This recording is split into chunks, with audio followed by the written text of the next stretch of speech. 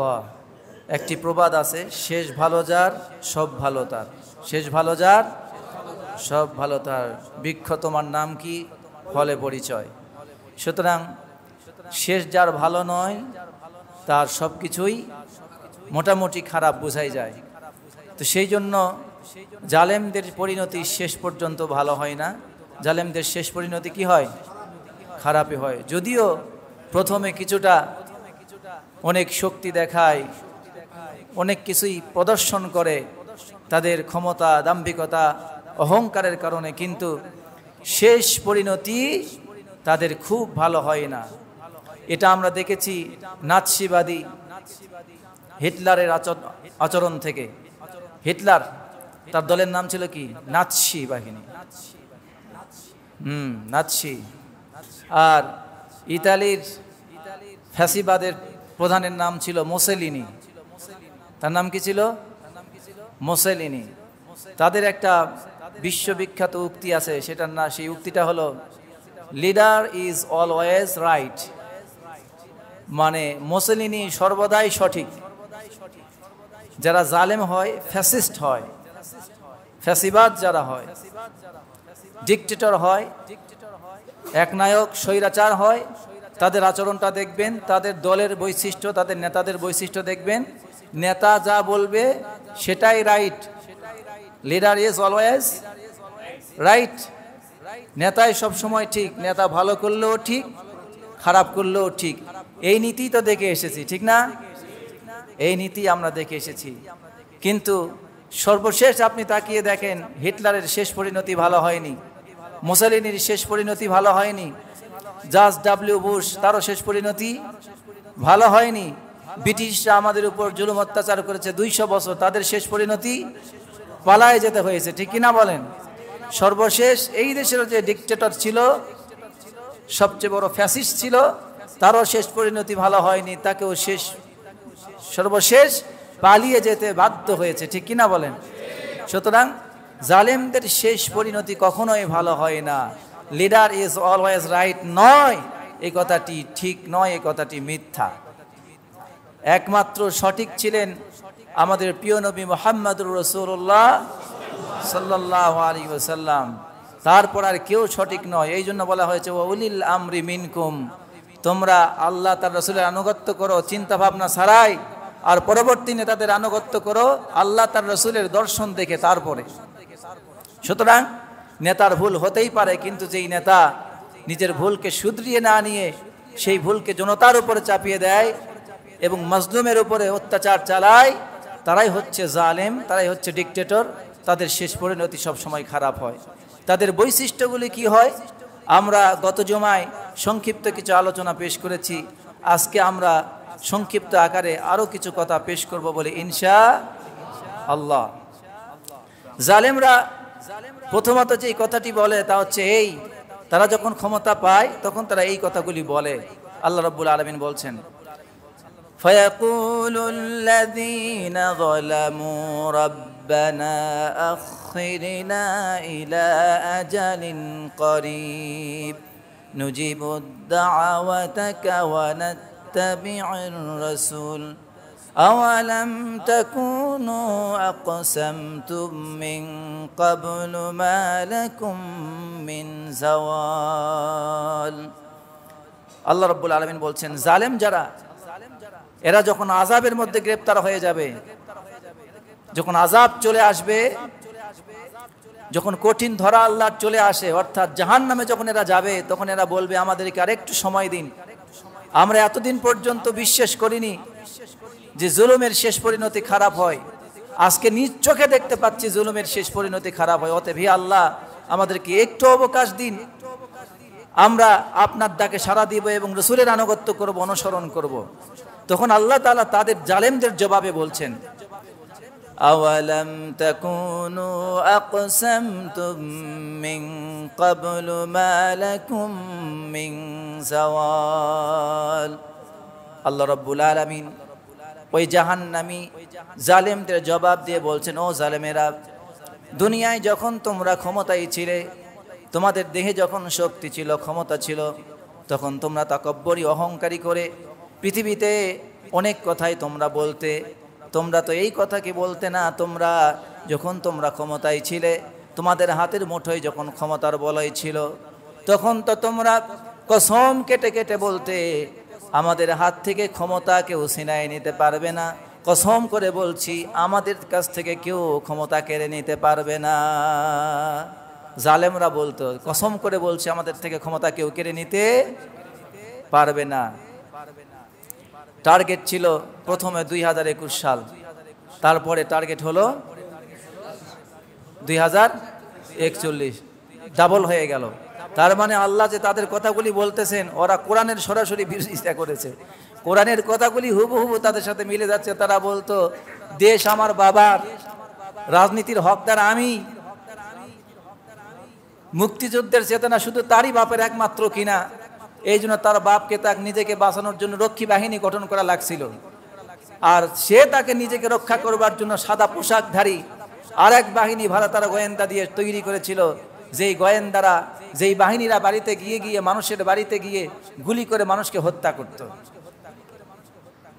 বাবার সময় ছিল এক বাকশাল রক্ষী বাহিনী, সেও এসে নতুন করে আরো ডিজিটাল কায়দায় রক্ষী বাহিনী গঠন করে সে তার ক্ষমতার মসনদকে শক্তিশালী করে ঘোষণা করত, আমাদের ক্ষমতা 41 সালের আগে কেউ নিতে পারবে। কোরআন কত সুন্দর করে বলছে, আল্লাহ সুবহানাল্লাহ। আল্লাহ রাব্বুল আলামিন তারপর আবার বলেন, তাদের জবাবে বলছেন, অকালু মান আশাদ্দু মিন্না কুওয়া আওয়ালাম ইয়ারাউ আন্নাল্লাহাল্লাযী খালাকাহুম হুয়া আশাদ্দু মিনহুম কুওয়া ওয়া কানু বিআয়াতিনা ইয়াজহাদুন। আল্লাহ বলেন, ওরা বলতো যে আমাদের চাইতে শক্তিশালী আর কেউ নাই। মান আশাদ্দু মিন্না কুওয়া, আমাদের চাইতে কুওয়াত সম্পন্ন শক্তিশালী আর কেউ নাই, আমরা সবচেয়ে শক্তিশালী, আমরা ক্ষমতাবান, আমরা যা বলবো তাই। আল্লাহ এখন আবার বলছেন তাদের জবাবে, আওয়ালাম ইয়ারাউ আন্নাল্লাহাল্লাযী খালাকাহুম হুয়া আশাদ্দু মিনহুম কুওয়া। আল্লাহ বলেন, তারা কি দেখে না তাদের কি যে রব সৃষ্টি করেছেন, সেই রব তাদের চাইতে অধিক শক্তিশালী। যারা সৃষ্টি হয়ে নিজেদেরকে অনেক ক্ষমতাবান বলে দাবি করছে, ক্ষমতাধর বলে দাবি করছে, আল্লাহ পাক বলছেন ওই সৃষ্টিটা আমি সৃষ্টি করেছি মানুষকে, তার চাইতে আমি অধিক শক্তিশালী, এটাকে তারা দেখে না। এই যে ক্ষমতার পালাবদল, তিলকাল আইয়ামু নুদাবিলুহা বাইনান নাস, মানুষের এই পালাবদল, সময়ের পরিবর্তন আমি রব ঘটাই, আমি রব্বুল আলামিন সময়ে পরিবর্তন ঘটাই, কাউকে উপরে তুলি আবার কাউকে নিচে নামাই। কুলিল্লাহুম্মা মালিকাল মুলকি তুতিল মুলকা মান তাশা ওয়া তানজিউল মুলকা মিম্মান তাশা ওয়া তুইজ্জু মান তাশা ওয়া তুযিল্লু মান তাশা বিয়াদিকাল খায়র ইন্নাকা আলা কুল্লি শাইইন কাদির। আল্লাহ বলছেন, বলো রাজাদিরাজ মহান আল্লাহ, আপনি যাকে ইচ্ছা তাকে সম্মানিত করেন, আর যাকে ইচ্ছা তাকে অপমানিত করেন, আবার যাকে ইচ্ছা তাকে ক্ষমতা দেন, যাকে ইচ্ছা তার কাছ থেকে ক্ষমতা ছিনায় নেন, যাকে ইচ্ছা তাকে ক্ষমতায় রেখে অপমান করেন, আবার যাকে ইচ্ছা তাকে রব্বুল আলামিন জেলখানায় রেখে সম্মানিত করেন। ক্ষমতার মসনদে ছিল দীর্ঘ 16 বছর। বাংলাদেশের ছোট্ট বাচ্চা পর্যন্ত তাদেরকে জালেম বলে জানতো, ছোট্ট বাচ্চা পর্যন্ত তার নাম শুনে ঘৃণা করত, অথচ সে ক্ষমতায়। কিন্তু এই বাংলাদেশের ছোট্ট একটা বাচ্চা জেলখানার মধ্যে ধুকে ধুকে মেরেছে, দেশ বরেণ্যানন্দিত মুফাসসিরে কোরআনকে বিষ প্রয়োগ করে হত্যা করেছে, জেলখানায় তিনি ধুকে ধুকে জীবন কাটিয়েছেন। ছোট্ট বাচ্চা পর্যন্ত তার নাম শুনলে কেঁদে দিয়েছে ভালোবাসায়। জুলাইখা ক্ষমতায় থাকার পরেও ছিল অপমানিত, আর ধর্ষণের মামলা নিয়ে ইউসুফ আলাইহিস সালাম জেলখানার ভিতর থেকে ছিল সম্মানিত। সুবহানাল্লাহ। সুতরাং আল্লাহ রব্বুল আলামিন যাকে চান ক্ষমতায় রেখে অপমানিত করেন, আর যাকে চান জেলখানায় রেখে রব্বুল আলামিন সম্মানিত করেন। সবটারই মালিক একমাত্র কে? সুতরাং ডিক্টেটর, জুলুম বা জালেম হওয়া মোটেও উচিত নয়। সুতরাং জালেমরা যে কাজগুলি করছে, এই কাজের অবশ্যই তাকে খেসারত দিতে হবে এবং তাকে দিতেই হবে এই খেসারত। জালেমরা যখন ক্ষমতায় আসে তখন জালেমরা প্রধানত 4টা কাজ করে। জোরে বলেন, কয়টা কাজ করে? জালেমরা যখন ক্ষমতায় আসে প্রধানত 4টা কাজ তারা করে। রব্বুল আলামিন কোরআনে কারিমে বলেন, ইন্নাল মুলুকা ইযা দাখালু ক্বরিয়াতান আফসাদুহা ওয়া জাআলু আ'iজ্জাতা আহলিহা আযিল্লাহ ওয়া কাযালিকা ইয়াফআলুন। সুবহানাল্লাহ। রব্বুল আলামিন বলেন, জালেম শাসকদের একটা বৈশিষ্ট্য হলো এই, ওরা যখন কোথাও ক্ষমতা পায়, যখন ক্ষমতায় বসে যায়, তখন সেই রাজ্যের মধ্যে, সেই দেশের ভেতরে, সেই নগরে, সেই বন্দরে সর্বপ্রথম তারা সন্ত্রাস ফাসাদ তৈরি করে দেয়। প্রথম কাজটা কি করে? মুখস্থ রাখবেন, পরে কিন্তু আবার ধরবো সিরিয়ালে। 1 নম্বর কি করে? ফাসাদ। ফাসাদের আরবি, ফাসাদ হলো আরবি শব্দ, এর বাংলা হলো সন্ত্রাস। বাংলা কি? সন্ত্রাস। জালেমদের প্রথম বৈশিষ্ট্য হলো তারা ক্ষমতা পেলেই সন্ত্রাস পয়দা করে। আমাদের দেশেও আমরা দেখতে পেয়েছি, যখন এই জালেমরা ক্ষমতায় আসলো, মানুষ মেরে হত্যা করে সেই মরা লাশের উপর নৃত্য প্রদর্শন করে জুলুমের একদম নিকৃষ্টতম উদাহরণ দিয়ে তারা ক্ষমতায় এসেছিল। ঠিক কিনা বলেন? আবার যখন ক্ষমতা থেকে বিদায় হলো, তবুও জুলুমের একদম নিকৃষ্টতম উদাহরণ দেখে এই দেশের হাজারো সন্তানকে গুলি করে হত্যা করে, অসংখ্য মায়ের বুক খালি করে, অসংখ্য বাবার স্বপ্নকে ধ্বংস করে দিয়ে এই দেশ ছেড়ে পালিয়ে যেতে বাধ্য হয়েছে। ঠিক কিনা? সুতরাং জালেমরা যখন ক্ষমতায় আসে, প্রথম তাদের কাজই হলো সন্ত্রাস সৃষ্টি করা। কেন এটা করে? সন্ত্রাস এই জন্য সৃষ্টি করে যে সন্ত্রাস যদি সৃষ্টি করতে পারি বেশি করে, তাহলে আমার বিরুদ্ধে কথা বলবার ক্ষমতা আর কারো হবে না, আমার এই বাহিনী সবগুলোর মোকাবেলা করবে। কথা বুঝে আসছে? খুব সংক্ষেপ কথা, সময় কম। 2 নম্বর কাজ, রব্বুল আলামিন বলেন, ওয়াজআলু আ'iজ্জাতা আহলিহা আযিল্লা। তাদের 2 নম্বর কাজ হলো এই দেশের, অর্থাৎ জালেমরা যেই দেশে ক্ষমতায় থাকে, জালেমদের রাষ্ট্রের 2 নম্বর কাজ হলো ওই রাষ্ট্রের সবচেয়ে খারাপ লোকগুলি কারা?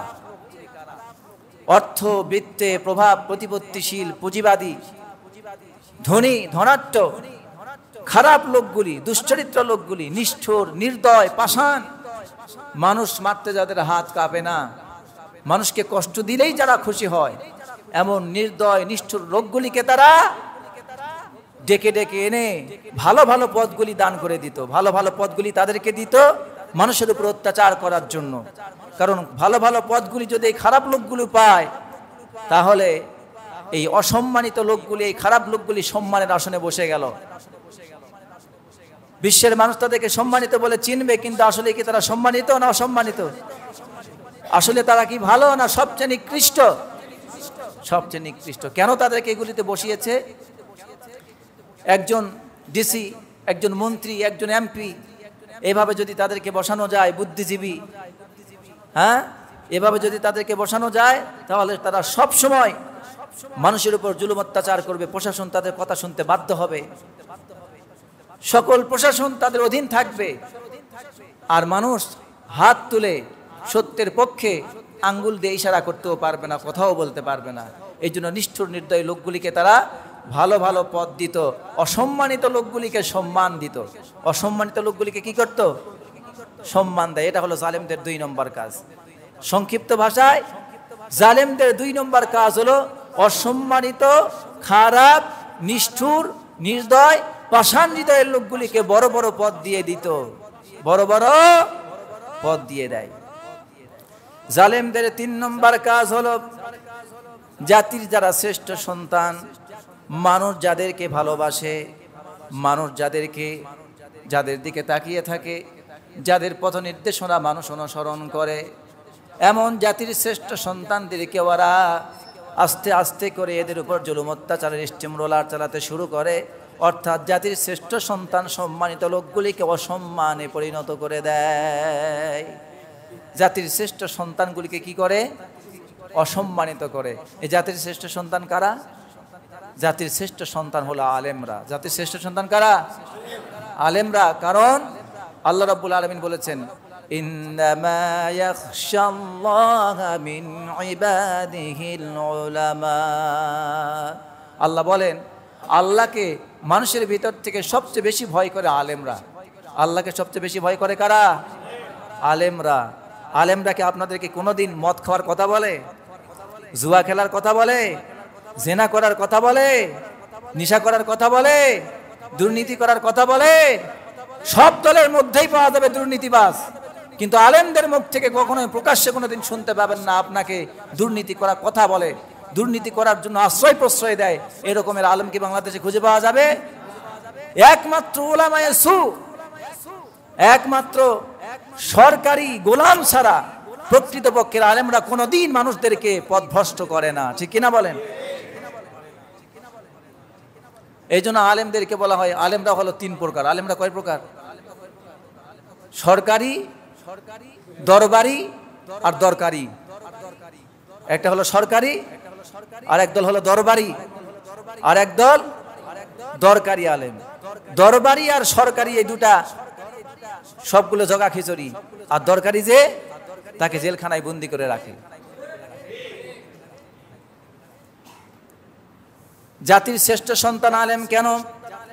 আল্লাহ রাব্বুল আলামিন কোরআনে কারিমে বলেন, ইন্না আকরামাকুম ইনদাল্লাহি আতকাকুম।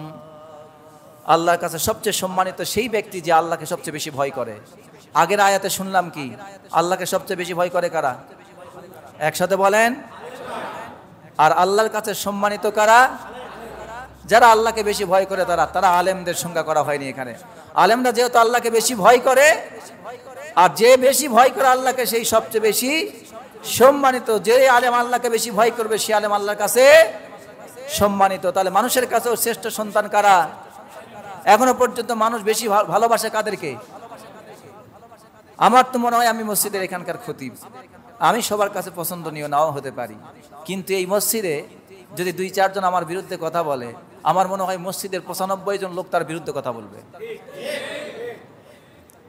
তাহলে এখান থেকে বুঝতে পারলাম যে আলেমদেরকে এখনো মানুষ ভালোবাসে। প্রিয় ভাইয়েরা, তাহলে জালেমদের 3 নম্বর কাজ হলো সম্মানিত লোকগুলিকে অসম্মানিত করা। এটা শুধু আলেমদের দিয়েই নয়, আপনি প্রত্যেকটি দলের দিকে এবার নজর বুলান। এটা জামাতের সাথে সাথ না, চরমনায়ের সাথে সাথ না, হেফাজত নয়, খেলাফত নয়, বিএনপি নয়, সব দলের মধ্যে খুঁজে দেখেন যারা একটু ভদ্র, ন্যায়পরায়ণ, একটু যারা আদর্শবাদী ছিল, তাদের প্রত্যেককেই জুলুম অত্যাচার করেছে। তারা খোঁজ নিয়ে দেখেন।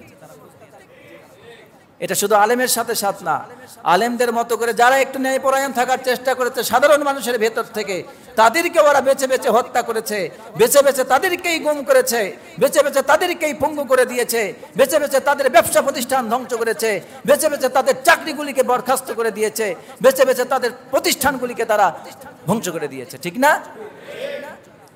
এটা হলো জালেমদের 3 নম্বর কাজ। জালেমদের 4 নম্বর কাজ, ভারতের বিখ্যাত একজন আলেম, একজন পণ্ডিত, বিশিষ্ট মুহাদ্দিস, দেওবন্দের বিশিষ্ট মুহাদ্দিস আল্লামা কারি তৈয়ব রাহিমাহুল্লাহ, তিনি আয়াতের ব্যাখ্যায় বলেন, যদি কোনো সরকার জালেম হয়, ওই জালেম যখন ক্ষমতায় বসবে, পূর্ববর্তী সরকার যদি কোনো স্মৃতিচিহ্ন রেখে যায়, তাহলে পরবর্তী জালেম সরকার আসার পর পূর্ববর্তীদের স্মৃতিচিহ্নগুলো একটার পর একটা মুছে দেয়। মিলছে? বিমানবন্দরের নাম ছিল কি? পরে কি হয়ে গেছে? যমুনা সেতুর নাম কি হয়ে গেছে? হ্যাঁ, জাতীয় স্টেডিয়াম বঙ্গবন্ধু, তাই না? এভাবে দেখেন সব জায়গায় জাতীয়করণ, দলীয়করণ, আর স্মৃতিচিহ্ন সংবিধানে আল্লাহর নাম আছে, আল্লাহর উপর আস্থা এবং বিশ্বাস রাখা যাবে না। বিসমিল্লাহ দিয়ে শুরু, বিসমিল্লাহ রাখা। বিশ্ববিদ্যালয় হলগুলোর নামের শুরুতে ইসলাম শব্দ লেখা আছে, কাজী নজরুল ইসলাম, ওর নামের মধ্যেই ওর গন্ডগোল, ইসলাম শব্দ বাদ দিতে হবে। এই জন্য কাজী নজরুল ইসলামের ইসলাম বাদ, কাজী নজরুল। মুসলিম হল আছে, মুসলিম রাখা যাবে না, শুধু সলিমুল্লাহ রাখো, মুসলিম হল মুসলিম রাখা যাবে না। অর্থাৎ এরা বাম আর রামের উপরে এতটাই সবার হয়, ধর্ম নিরপেক্ষতাবাদের এতটাই ধর্ম বিদ্বেষী হয়, এরা ধর্মের নামগন্ধ পর্যন্ত বরদাস্ত করে না। এদের কাছে শ্রেণীভেদ, এদের কাছে শ্রেণী রাজনীতির চাইতে ধর্ম বিদ্বেষটাই সবচেয়ে বড় হাতিয়ার হিসেবে কাজ করে। এরা শ্রেণী রাজনীতির চাইতে ধর্ম বিদ্বেষকে হাতিয়ার হিসাবে ব্যবহার করে। আমরা এই 16টি বছর তাই দেখেছি। এরা শ্রেণীভেদের রাজনীতি বাদ দিয়ে ধর্ম বিদ্বেষের রাজনীতি করেছে। তাই বাংলাদেশের 18 কোটি মানুষের ভিতর থেকে 16 কোটি মানুষ তাদেরকে বরদাস্ত করে নেয়, ঠিক কিনা বলেন? তাদের দলের লোকেরাও তাদেরকে মনের মধ্যে তাদেরকে ঘৃণা করত, কিন্তু দল করতে হবে জন্যই দল করত। কিন্তু আসলে মনের থেকে তারাও বলতো এই জঞ্জাল থেকে কবে বাঁচতে পারি, এই জঞ্জাল যাবে কবে ঘাট থেকে। আজকে অনেক আওয়ামী লীগের ভাইরা আরাম পেয়ে গেছে, ঠিক কিনা? সুতরাং জুলুমের শেষ পরিণতি ভালো হয় না। এভাবে জুলুম যারাই করেছে তারা পৃথিবীর ইতিহাস থেকে আস্থা করে নিক্ষেপ হয়েছে। সময় স্বল্পতার কারণে সব কথা আমরা বলতে পারছি না। জালেমদের 5 নম্বর কাজ হলো তারা সব জায়গায় দলীয়করণ করে। সব জায়গায় কি করে? দলীয়করণ করে। ইসলামের ধর্মভিত্তিক যে কোনো রাজনীতি, ইসলামের কার্যকলাপকে তারা নিষিদ্ধ ঘোষণা করে। যেখানে দেখেছেন ইতিপূর্বে জামাত ইসলাম যদি কোথাও মিছিল, যদি কোথাও বৈঠক করেছে, কোরআন হাদিসের আলোচনাই হয়। আমি আমার ছাত্র জীবন থেকে সংগঠন করেছি, আপনাদেরকে আজকে প্রকাশ্যে বললাম। আপনারা এখন বলবেন হুজুর তাহলে জামাত ইসলাম করে নাকি? ছাত্র জীবন থেকে শিবির জামাত করে এসেছি। জীবনে কোনোদিন শুনি নাই, আমার হাতে বলে নাই যে হুজুর আপনি আজকে একটা বোমা ফুটান, হুজুর আপনি একটা হাতে লাঠি নেন, আপনার হাতে একটা পিস্তল দেন, পিস্তল দেই, আপনি মানুষকে গুলি করেন। বরং নিজে 5 বার গুলির শিকার হয়েছি, নিজে 5 বার আমাকে সরাসরি গুলি করেছে।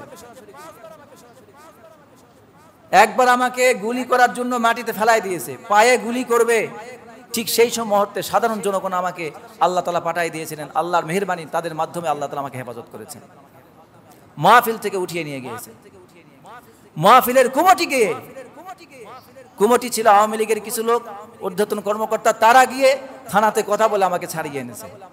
একটাই অপরাধ, সত্য কথা বলি। এই আজকে তারা যখন কোরআন হাদিসের দার্স পেশ করে, কোরআন হাদিসের কথা বলে, সেখান থেকে ধরে গ্রেফতার করে কিছু বই সামনে দেয় আর বলে এরা নাশকতার ষড়যন্ত্র করতেছে, এদের কাছে বোমা পাওয়া গেছে, ককটেল পাওয়া গেছে, পিস্তল পাওয়া গেছে, এরকম বলে মিথ্যা মামলা সাজিয়ে যারা নিরপরাধ নিষ্কুলস নারী এবং পুরুষকে গ্রেফতার করে জেলখানায় ঢুকে ঢুকে মেরেছে, আল্লাহ তাদের বিচার করবেন ইনশাআল্লাহ, ঠিক কিনা বলেন? মানুষের উপর জুলুম করা ঠিক না। প্রিয় ভাইয়েরা, এতদিন ওরা মিথ্যা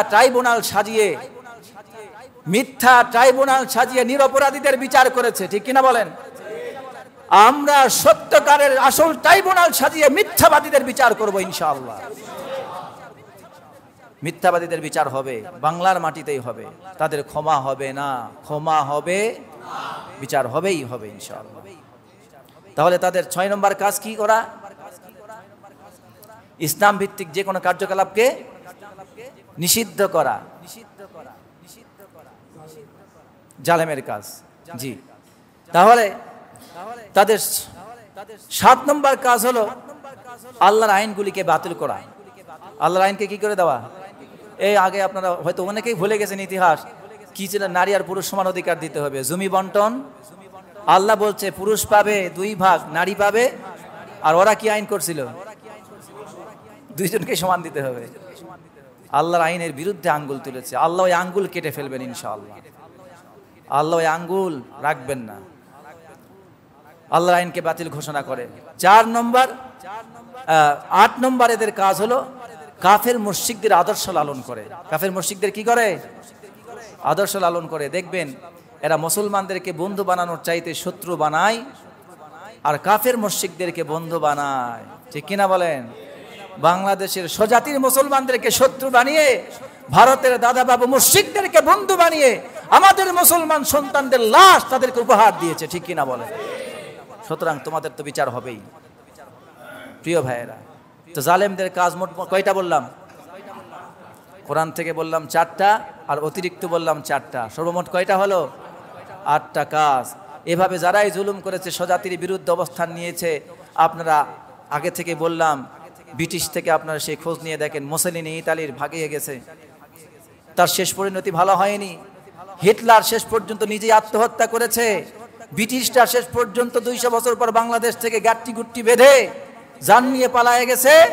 সর্বশেষ তুমি এই দেশে 15 বছর 16 বছর ষড়যন্ত্র করেছ, জুলুমতন্ত্র কায়েম করেছ, তুমি এই দেশের উপরে ষড়যন্ত্র করেছ, শেষ পর্যন্ত তোমাকেও গাট্টি গুট্টি বেঁধে নিয়ে সবাইকে ফালায় রেখে নিজের জীবন নিয়ে পালাতে হয়েছে, ঠিক কিনা বলেন? সুতরাং জালেমের শেষ পরিণতি, শেষ ভালো যার সব ভালো তার, আর শেষ যার ভালো নয় কিছুই ভালো না। এই জন্য আল্লাহ তাআলা আমাদের জুলুম থেকে রক্ষা করুন বলি আমিন।